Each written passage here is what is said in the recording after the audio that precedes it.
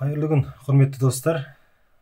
Сіздер көріп тұрғандарыңыздай, бұл бас қатырғыштың түрлері.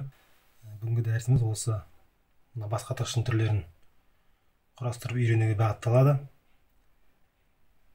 Егер де арнама тіркелсеңіздер, осы алдағы уақытта осы бас қатырғышты құрастыру жөнінде әртүрлі бейне сабақтар шығатын болады. Ең танымал түрі 3×3. Осы біздер бүгінгі сабақты осы 3×3-тен бастаймыз. Көбінесе жарыстар, танымалдылығы осы ең көбінесе жарыстар осы 3×3-терінен болып тұрады. Сонымен қатар 3×3-те үйреніп болғаннан соң 2×2 пирамиданы құрастырып үйренеміз.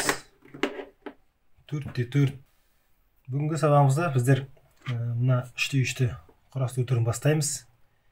Яғни мен сіздерге қазақ тілінде ең қарапайым құрастыру жолын, оңай жолын үйретемін. Ондай қиын емес. Бұны кез келген адамда үйренуге болады. Қазір қарап отырсаңыздар, ешқандай жас ерекшелігі шектелмейді.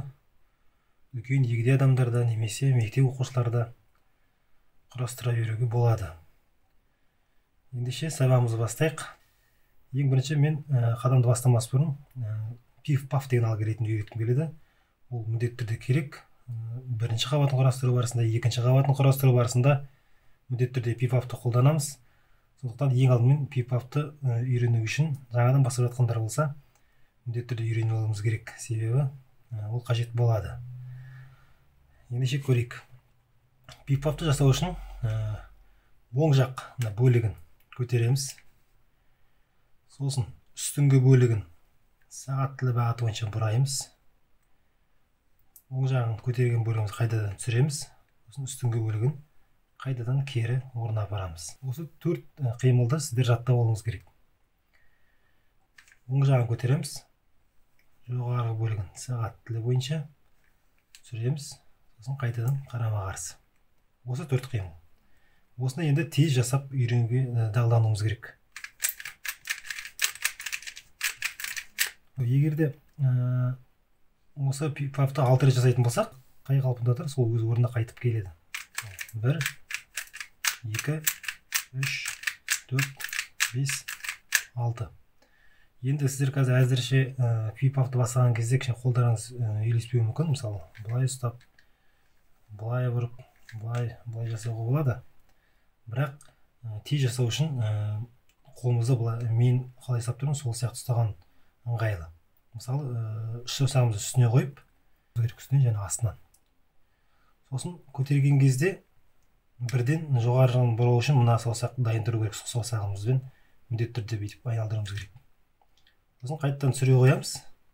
Сосын кері айналдыру үшін сол жақ қолымыздағы саусағымызбен қайтадан айналдырамыз. Осы қимылды сіздер тез жасап үйренуіңіз керек.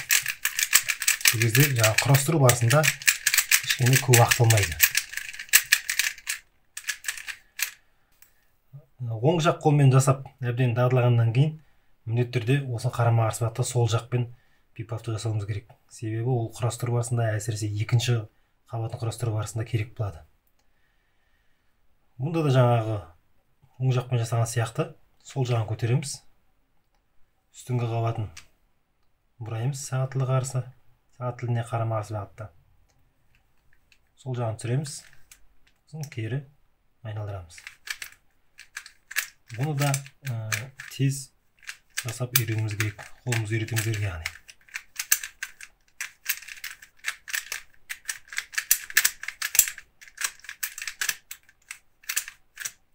Тоқтатып қойып, міндетті түрде қайталап қолыңызды жаттықтырып алыңыздар.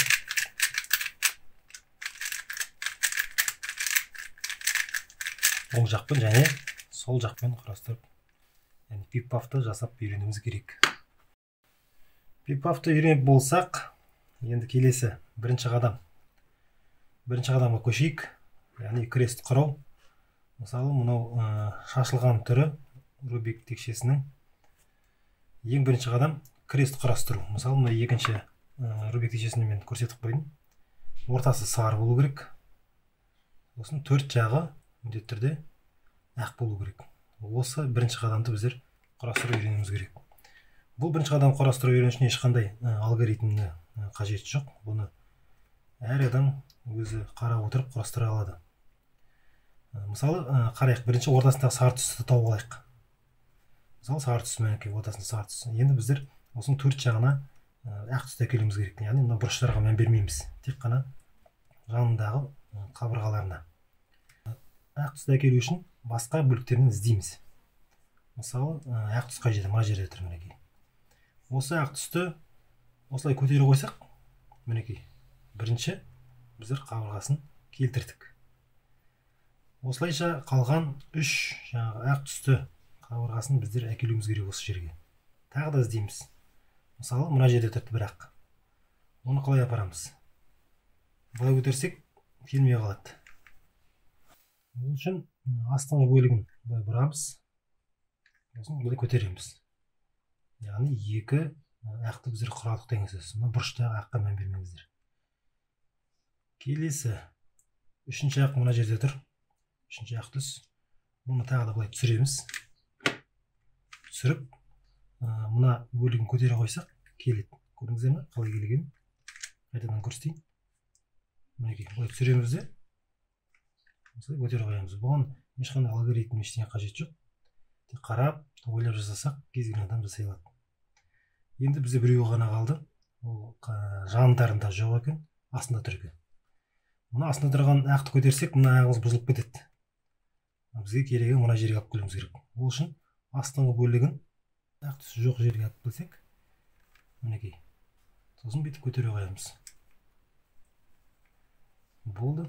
Егер де сіз құрастырған кезде осыны жасай алған болсаңыздар, онда сіз бірінші қадамды үйрендіңіздер деген сөз. Ендеше бүгінгі бірінші бейне сабағымыз аяқталды.